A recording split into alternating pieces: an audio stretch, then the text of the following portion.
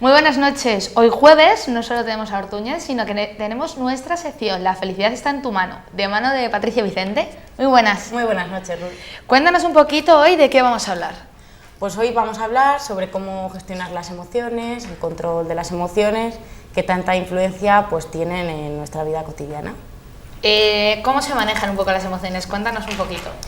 Pues bueno, en un principio hay que destacar que cada uno tenemos unas características y unos rasgos determinados que nos influyen en nuestra manera de sentir, de pensar y de actuar. De esta forma, cuando nos sucede algo, que era lo que comentábamos en el programa anterior, cuando nos sucede algo, ese acontecimiento lo vivimos de una manera o de otra en función de nuestras características. Así pues, estas emociones y esta manera de pensar están de manera muy directa ligada a nuestra acción. Por tanto, las emociones negativas sí existen y de hecho tienen una función en la vida, que es adaptarnos. Estas emociones negativas, como pueden ser el miedo o la ira, son adaptativas desde el punto de vista de que son las que nos hacen huir en determinados momentos en los que tenemos una amenaza. Estas emociones surgieron desde que el hombre existe, ¿no? Pero los hombres primitivos pues las necesitaban porque las necesitaban para sobrevivir. Realmente antes, cuando iban a cazar, pues evidentemente si el oso corría detrás de ellos, esta emoción de miedo activa el cuerpo y lo que hace, la reacción que tú tienes es de salir corriendo. Lo que ocurre es que hemos evolucionado y este miedo o esta ira ahora mismo no son necesarias para sobrevivir. Realmente pues sentimos miedo cuando vamos a desempeñar un nuevo trabajo, o sentimos ira porque nuestro hijo no ha hecho la cama o cosas así. Realmente no son necesarias para sobrevivir, pero esta evolución lo que nos ha hecho es tener estas emociones ante estos acontecimientos. De igual manera, las emociones positivas también tienen su función y de hecho pues, emociones positivas como pues, la satisfacción del trabajo bien hecho, el papel que tiene esta emoción es hacer que haya una mayor atención y además que también nos focalicemos en lo social, es decir, que atendamos a las relaciones sociales y sobre todo esta atención, lo que nos predispone. Por tanto, una emoción positiva es a ser más creativos, a tener más motivación y realmente a hacer las cosas más fluidamente, sin tensiones. Entonces, la diferencia y de lo que os propongo hoy es potenciar estas emociones positivas y controlar las negativas, que están ahí, que sí que es cierto que son necesarias, pero que si perduran durante mucho tiempo tienen un efecto negativo en las personas y sobre todo también tienen un efecto en nuestras decisiones y en concreto en nuestro nivel de felicidad. Claro, por eso cuando una persona, por ejemplo, está muy enfadada y dices, piensa las cosas más en frío antes de tomar una decisión, ¿no? Exacto. Lo que ocurre es que las personas nos regimos por emociones y de hecho hay personas más impulsivas, menos impulsivas. Entonces, cuando tú tienes una emoción de alegría y tiendes a tomar una decisión muy diferente a si estás pues triste, amodorrado, o bueno, pues ese estado negativo, ¿no? Entonces, si tú, por ejemplo, eres una persona que tiene mucho miedo ante las cosas, pues se te propone tomar una decisión un poquito arriesgada, ese miedo te va a influir directamente. Entonces, realmente es muy importante saber que están ahí, pero también gestionarlas para adaptarnos con éxito a esa situación. Por ejemplo, Patricia, gente que ahora mismo hay muchísima gente en paro, mucha gente joven, y decide irse fuera. Mucha gente lo hace porque es impulsivo y cuando llega allí y se da cuenta de que tampoco hay trabajo o no de lo que quiere, ya es en estado de decadencia, ¿no? De que no sabe muy bien qué hacer, si volverse para España, quedarse allí. es cuando piensa si se ha tomado la decisión correcta o no. Entonces, ¿qué recomiendas para las personas impulsivas? ¿Qué deberían de hacer? Pues realmente hay que tomar ante todo un equilibrio, ¿vale? La persona muy impulsiva no es del todo adaptativo, o sea, tienes que barajar, si por ejemplo te vas a ir fuera, tienes que barajar muchas cosas y realmente tomar una decisión en cuanto a todas esas alternativas, dificultades. O sea, un poquito lo que tienes que hacer, tanto a la persona que es un poco más retraída, no tan impulsiva, frente a esa persona impulsiva, los dos tienen que buscar un equilibrio.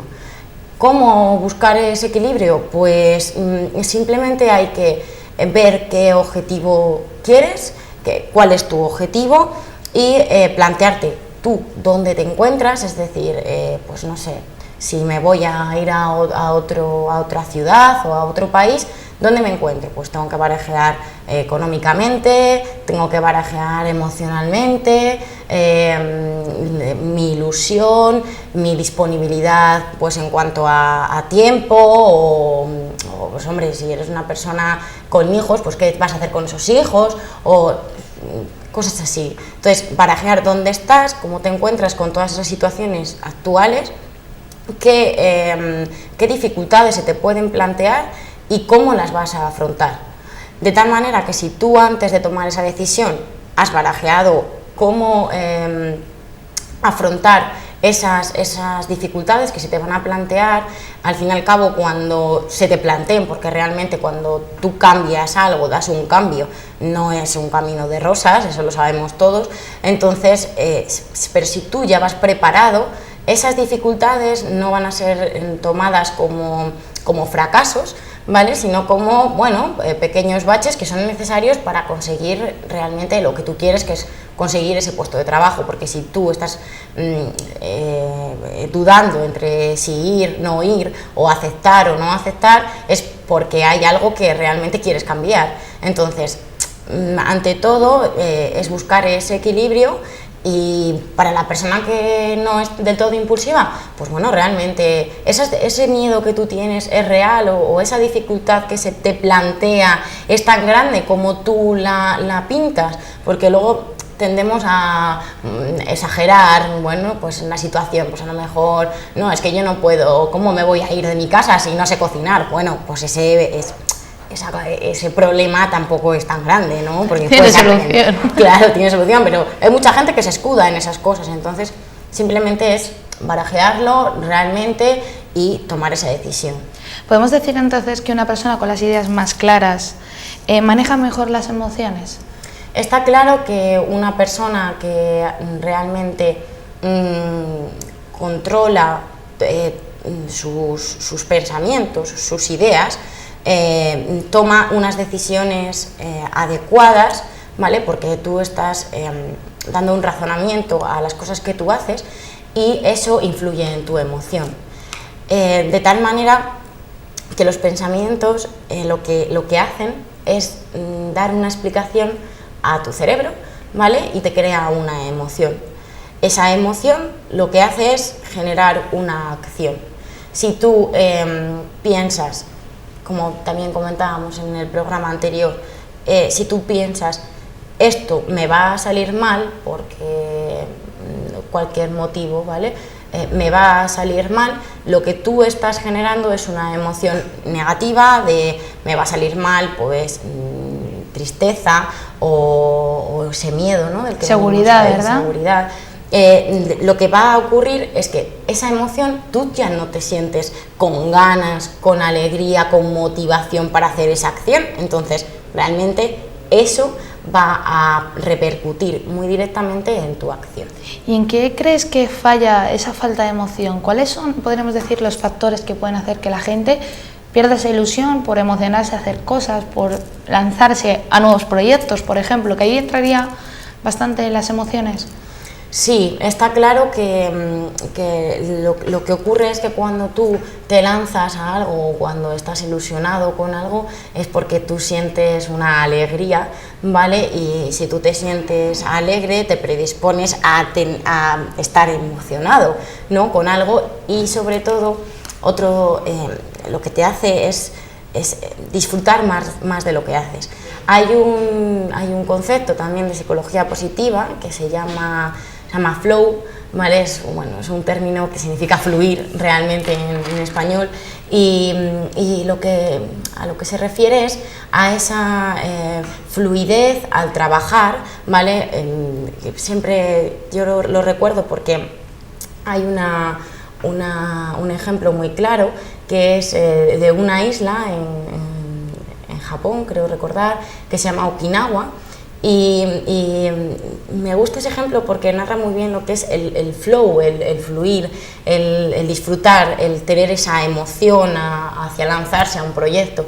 Y ese ejemplo de esa ciudad, de esa isla, está muy claro porque dice hay un artículo que pues hacen unas entrevistas a estos ciudadanos, y es una de las islas que tiene una mayor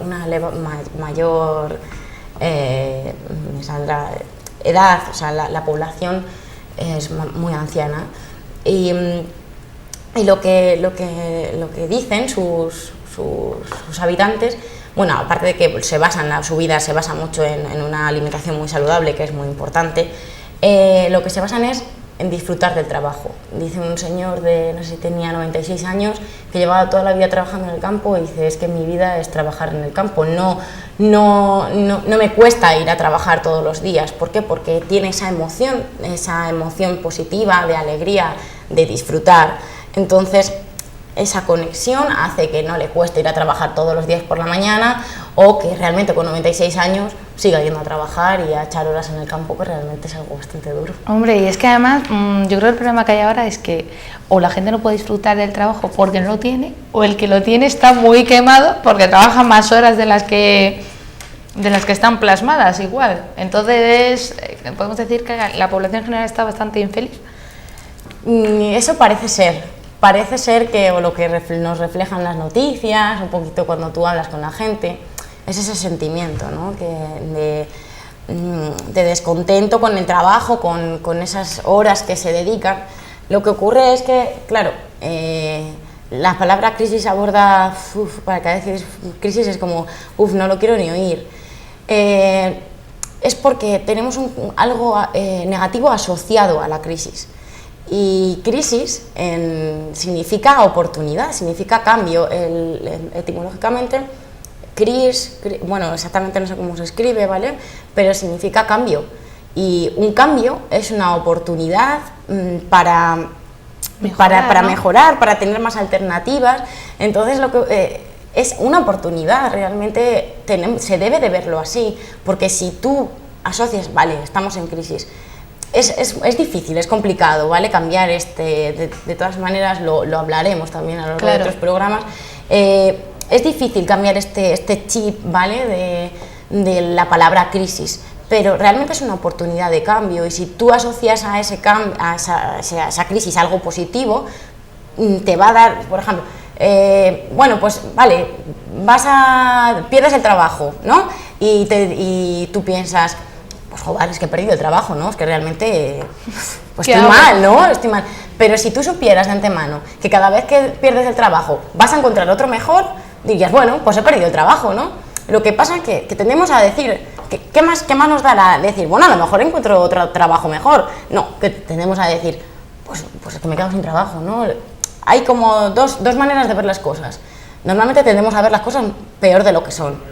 Es cierto que hay probabilidades de que no encuentres otro trabajo, pero también hay probabilidades de que lo encuentres. Entonces, si tú en esa crisis, porque al fin y al cabo, crisis no aborda solamente la crisis económica, crisis es cualquier ámbito de tu vida en el cual cambie, ¿vale? Si ese cambio tú le ves como una oportunidad, realmente no nos costaría lanzarnos a hacer nuevas cosas, nuevos proyectos, estar más alegres y emocionados. Y es que realmente si tú te encuentras bien contigo mismo y con la situación que te rodea, y ves que tú vas a poder conseguir lo que quieres, realmente tú estás más alegre y tendrá una acción directa en tus acciones. ¿Cómo podemos manejar estas emociones? Pues realmente las emociones, el control de las emociones, se denomina inteligencia emocional. Es un concepto que lo acuñaron Mayer y Salovey, está difundido por Goleman, Daniel Goleman, es un autor muy conocido ahora mismo, y bueno, lo que se basa en estos autores, ¿vale?, en un primer momento es en reconocer esa emoción. Es decir, yo me estoy enfadando porque se me ha roto el ordenador, ¿vale? En ese momento yo me pongo tenso, incluso me siento como acelerado, como con rabia, ¿no?, con ira. Entonces lo que hay que hacer es decir, vale, me estoy enfadando, me he enfadado o tengo ira, ¿sí? En ese momento, vale, tengo que reconocerlo. El siguiente paso sería comprenderlo. Cuando tú razonas algo, tú lo comprendes. Es decir, si yo me enfado porque se me ha roto el ordenador y doy un grito, yo tengo que comprender que es normal que me enfade porque se me ha roto el ordenador. ¿Por qué? Pues porque puede ser posible que se me haya perdido información, porque en ese momento estaba haciendo algo importante, etcétera, etcétera. Vale, es normal que me enfade, que tenga una reacción de enfado, pero lo que tengo que valorar es si es demasiado excesiva o realmente está en la medida en la medida ajustada. Y entonces ahí es como lo podemos manejar, controlar, ¿sí?, regular. ¿Por qué? Porque tú dices, vale, se me ha roto, es normal que me enfade. Yo lo entiendo, bueno, vamos a ver, a lo mejor no se me ha perdido la información, a lo mejor sí. Bueno, es normal, pero yo tengo que gestionar esa emoción. No porque se me haya roto el ordenador voy a ir quitando gritos a todo el mundo, que suele pasar, es el enfado, lleva más enfados y más enfados. Entonces tú lo que haces al dar un razonamiento a tu cerebro, tú lo regulas. Es como el cerebro, yo lo asemejo mucho como un niño. Tú a un niño cuando le explicas algo, por ejemplo, recoge tu habitación, recoge la ropa, recoge los playeros. El niño te dice, no, lo primer momento, tienes que explicarle, no, recoge los playeros porque si no tu habitación va a oler que no hay quien entre.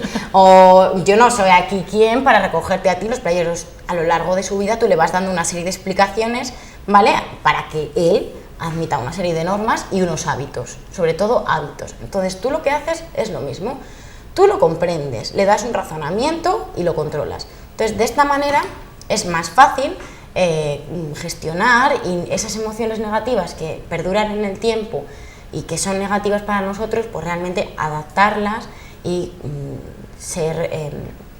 adecuarlas sobre todo a esa situación que al fin y al cabo no debe perjudicarnos en otros ámbitos. La acción del pensamiento en la emoción, ¿en qué consiste? Vamos a explicárselo un poquito a la gente. Pues realmente es muy directa. Lo que ocurre simplemente es, yo tengo un pensamiento tanto negativo como positivo. No hay que diferenciarlo porque el razonamiento es igual, es directo. Yo tengo un pensamiento negativo. No puedo estudiar. Ese pensamiento, ¿vale?, le tienes cuando estás delante de un libro. Entonces, realmente tú te sientes de una manera. Me siento incapaz, me siento frustrado, ¿vale?, porque la emoción sería de frustración. Eso te lleva directamente, o sea, ese pensamiento te lleva a esa emoción y directamente te lleva a la acción. ¿De qué? De bloqueo. O sea, esa emoción te lleva a decir, no, leo la frase, no la entiendo, me pongo nervioso, estoy inquieto. De tal manera, igual ocurre con la emoción positiva. Yo si estoy contento y alegre, lo que ocurre es que tengo un pensamiento positivo que influye en esta emoción alegre. Mi pensamiento positivo es, hace sol, qué día más bueno que voy a tener hoy porque hace sol.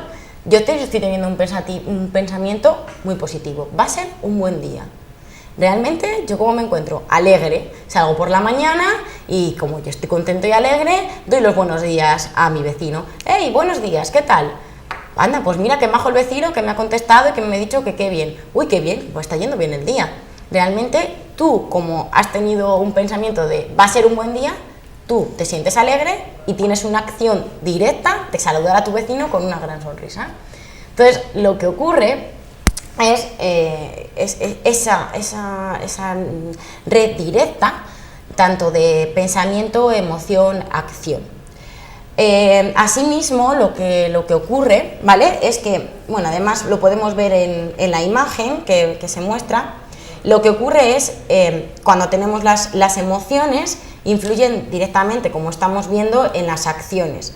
Cuando yo reconozco las emociones, las estoy dando una explicación, las estoy controlando, llego y tengo unas acciones, porque están controladas. Mi emoción es de enfado porque me ha ido mal el día en el trabajo. ¿Qué ocurre? Yo lo que hago es, salgo de mi trabajo enfadado, me voy a mi casa, discuto con mis hijos, o con mis hermanos, o con mis padres, y claro, ¿qué creo?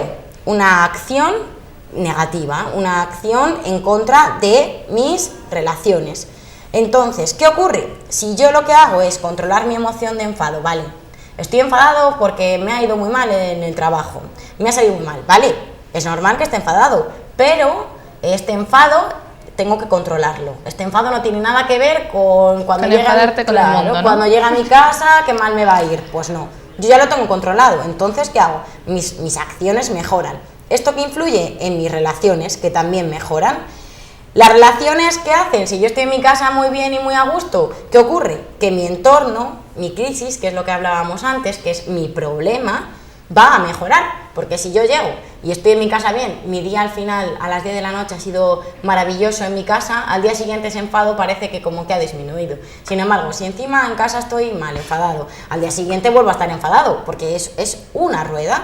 Lo que ocurre es que yo mejoro y me adapto mejor a esa situación, por tanto genero más emociones. Podemos decir que si te vas enfadado de trabajo o has suspendido un examen, llegas a tu casa y tienes que olvidar ese problema, porque si no lo pagas con los que tienes delante, tienes detrás, al final tu día ha sido horrible y al día siguiente piensas, otra vez tengo que ir a trabajar con lo mal que me ha ido ayer, ¿no? Exactamente. Y es horrible. ¿Sabes qué me acordaba de ti esta mañana? Porque me he ido fatal el desayuno y he pensado, vaya día que me espera, ha sido horrible. Y he dicho, vale, pues ya hemos empezado mal. Ya hemos empezado mal. Y ya he pensado que he empezado mal. ¿Ves? Pues muy bien, eso es lo primero, el reconocerlo. Sí, he reconocido que me iba a ir fatal el día y he dicho, mira, lo que dijo el otro día Patricia. Ahora me voy a ir a la siguiente fase, que es reconocerlo y asimilarlo, ¿no? Exacto, comprender que es normal, pero todo en su justa medida y que no va a ir todo enlazado. Y que no voy a pagar todo con mis padres y con la gente de mi alrededor. Exacto. ¿Cómo influye la postura corporal? Pues realmente la postura corporal influye más de lo que nos pensamos en las emociones. De hecho, sí que es cierto que sabemos, bueno, pues que hay gestos que significan ciertas cosas, ¿no? Pues bueno, pues una postura con los brazos cruzados, cuando te ves con una persona es de defensa, bueno, pues gestos determinados, pero de lo que se trata en esta ocasión es de hablar de cómo la postura influye en tu emoción. Es decir, si tú tienes una postura pues como aburrido, como de pesadumbre, lo que estás haciendo es generar en tu cuerpo una emoción totalmente negativa. O sea, es como en clase, ¿no? ¿Quién no ha vivido el estar así con la silla medio tumbado, que te estás aburriendo, que es que al final te vas a quedar dormido? Realmente, y acabas diciendo, es que esto es súper aburrido. Realmente, la postura influye en tu emoción. De hecho, una postura erguida y con los hombros bajos, ¿vale? No arriba, tensos, porque esto es como de miedo, de encogerse, ¿no? Sino de relajado, los hombros relajados, influye mucho en estas emociones. Fíjate que yo creo que nadie es consciente, todo el mundo lo hace inconscientemente, ¿no? Has tenido un día horroroso, yo creo que también entraría dentro de esa rueda. Has tenido un día horrible, te ha ido mal en el trabajo, lo has pagado en tu casa, acabas de salir de trabajar, te vas a tomar algo con tus amigas o con tu pareja o con quien vayas y tiendes a ponerte Exacto. así. Sí. O sea, y dices, vaya día que tengo. Sí, exacto. Sin embargo, a lo mejor es muy buen día y estás como tal, tiendes a echarte hacia adelante como estás prestando muchísima atención a lo que te están contando, a lo mejor no, pero bueno, ¿no? Y es también inconscientemente. Es inconsciente, y de hecho esto también se puede manejar, o sea, si tú realmente te estás dando cuenta de que tienes una postura totalmente, no, bueno, pues venga, voy a ir más relajado, voy a estar, bueno, con una postura mejor, que así, si sabes que eso hay una conexión, realmente tú lo puedes controlar, y ese inconsciente, pues regularle un poquito y hacerlo más consciente. Y para finalizar, la cara, o sea, vale, hay gente que es transparente, ¿no? Y no puede disimular que tiene mal día, pero igual hay algún tipo de mueca que lo destaque, aunque lo puedas disimular, o como...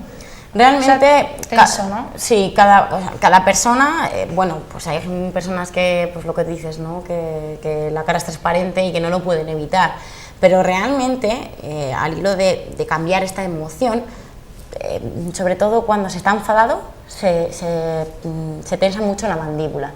Y de hecho mucha gente que está en continuo estrés, que tiene mucha ansiedad por las noches, tiende a forzar la mandíbula y dormir con los dientes apretados.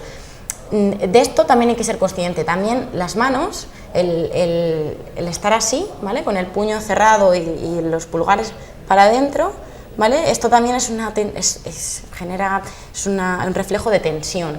De enfado, más también de tensión, cuando una persona está así. Muchos niños pequeños sí que tienen esa... Claro, pero también por nerviosismo. Porque pueden ser muy nerviosos, ¿no? Claro, es esa tendencia a la tensión. Y bueno, pues la cara también igual, o sea, si somos conscientes de que tenemos un morro, ¿no? Como se suele decir. Estás de morros hoy. Estás de morros, ¿no? Pues esa expresión de la cara también nos va a influir en cambiar ese estado, ese estado que tenemos en ese momento negativo. Pues tiende a sonreír. Cuando tú estás triste y llega un amigo, un compañero, un familiar y te hace reír, realmente tú cambias, aparte de los efectos que tiene la risa, que la risoterapia también se centra mucho en esto, ¿vale? Es un tipo de terapia que se centra en estos efectos, y también trabaja mucho la postura del cuerpo, por esta relación que decimos directa. ¿Qué claves darías a la gente que debe buscar un trabajo? ¿Qué postura debe tomar? Hay mucha gente joven que ahora mismo estará buscándola, y que ¿cómo actúa ante una entrevista de trabajo? Pues sobre todo... Actitud, ¿no? Aparte de la actitud, no, y además es que se refleja mucho en el cuerpo, porque si tú vas tenso, o sea, realmente estás como con los pies, no se me ven, pero los pies juntos y así. Y estás tenso, o sea, tú tienes que tomar, si a lo mejor hay gente que tendemos a tener una postura más recta, hay gente pues que a lo mejor no, su postura más cómoda es esta. Lo que deben de buscar es una postura cómoda, o sea, cómoda, que ensayen en su casa. Si es que es como cuando a lo mejor te haces una foto, ¿no? Y te miras en el espejo, uy, a ver cómo estoy. Pues esto es lo mismo, o sea, ensaya en tu casa realmente qué postura es en la cual tú te encuentras más relajado. ¿Por qué? Porque tú no vas a estar tenso, y como comentábamos, la tensión también influye en tu manera de hablar, en la soltura, en esa creatividad, en esa motivación. A la hora de mantener una conversación, esa creatividad es muy importante, porque en una entrevista de trabajo tú tienes muchos factores, ¿no? Que te pueden crear nerviosismo y que no puedes demostrar todo lo que, bueno, pues tú quisieses. Entonces es adaptarse, visualizarse en esa situación de trabajo, hacer como cierras los ojos y voy a hacer como que estoy delante de ese jefe, de esa persona que me va a contratar, y me voy a poner en la situación, cómo me voy a sentar, si me voy a sentir nervioso, cómo voy a responder. Es un poco... Con algo que te dé seguridad también, igual, ¿no? Hay gente que le da... Claro, hay gente que, por ejemplo, cruzando las piernas se siente muy seguro. Entonces, pues, que cruce las piernas, realmente es esa postura en la cual uno se encuentre a gusto, porque le va a generar pues esa fluidez y ese bienestar que en las entrevistas de trabajo se valora mucho. Y además, claro, dicen que las personas creativas, yo que estudio publicidad, tienden a tener unas emociones mucho más cambiantes, ¿no? Generalmente suelen estar muy arriba, suelen ser gente muy espontánea, muy impulsiva. La gente les suele llamar locos porque hacen cosas que no llegan a entender, tienen reacciones que dices, ¿a qué viene, no? Y son gente que no para de pensar constantemente para sacar una idea que a lo mejor lleva meses y luego se la tiran a la basura, ¿no? Esa gente también suele tender también más rápidamente a caer. Pues sí que es cierto, como dices, que se les tiene que llamar locos, bueno, se asocia, ¿no? A lo largo de la historia ha habido pues, personajes muy destacados que, bueno, pues sí que tendían a esa locura. Pero es cierto que la creatividad no hay que asociarla del todo a esa locura, ¿vale? La creatividad también se fomenta y se desarrolla.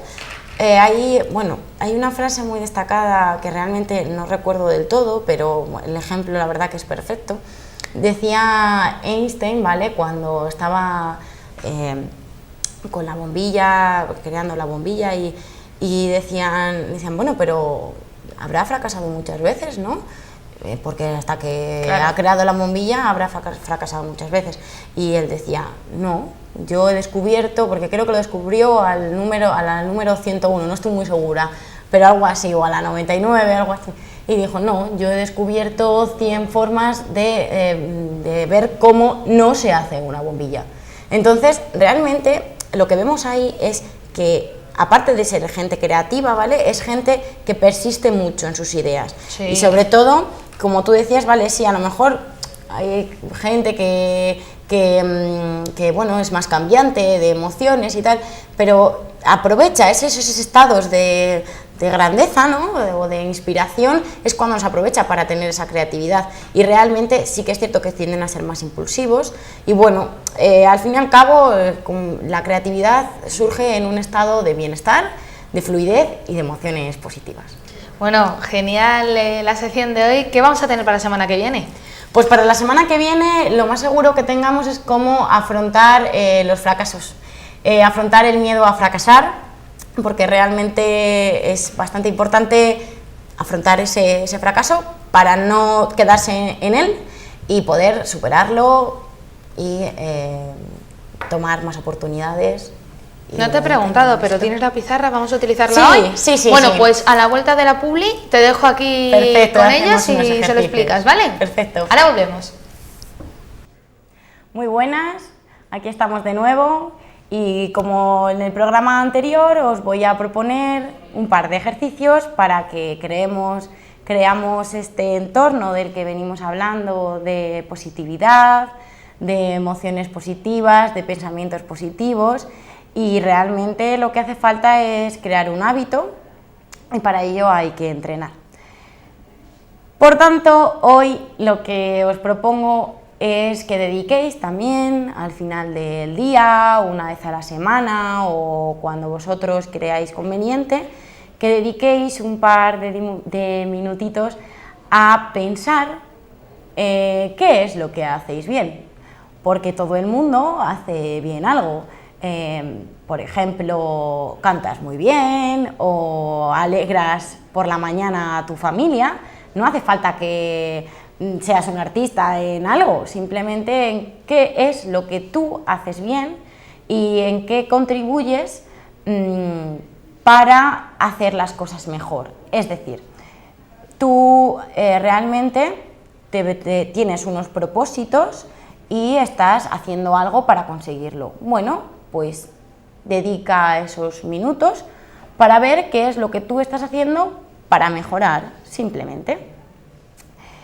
En segundo lugar, el segundo ejercicio que os propongo hoy es generar más emociones positivas.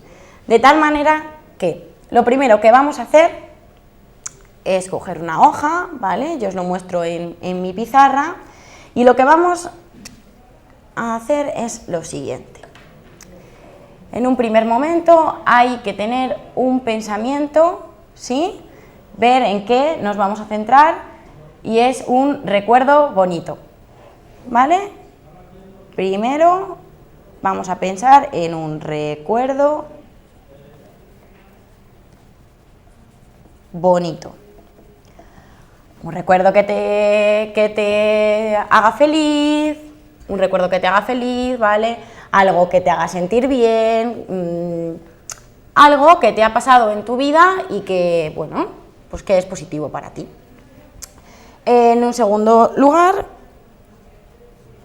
lo que vamos a escribir, ¿vale? Sería una persona a la que quieres, la que te hace sentir bien.